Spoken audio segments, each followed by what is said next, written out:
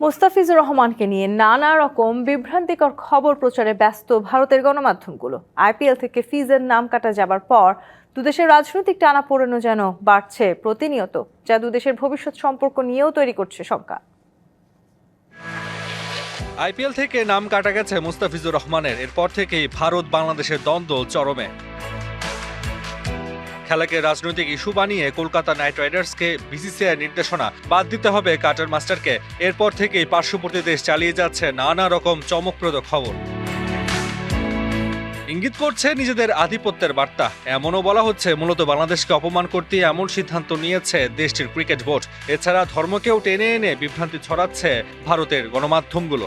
নতুন এবং ফিরে আসা গ্রাহকদের জন্য নগদে চলছে ক্যাশব্যাক সহ প্রতিদিন হাজারো উপহার জেতার সুযোগ। হবে আশা আর ফেরা, সারপ্রাইজ সেরা।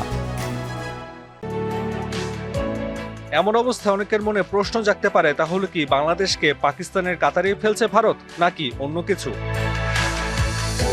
তবে একটা ব্যাপারে স্পষ্ট, ভবিষ্যতে বাংলাদেশের কাউকে আইপিএল এর মঞ্চে দেখা যাবে কিনা তা নিয়েও তৈরি হয়েছে দ্বিধা। কারণ টি-20 বিশ্বকাপেও ভারতে খেলতে যাবে না টাইগাররা, সেটাও আইসিসিকে জানিয়ে দিয়েছে BCB.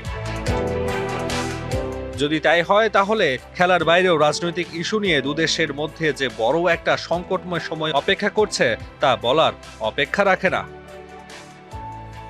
Taswar Nafi, DBC news desk.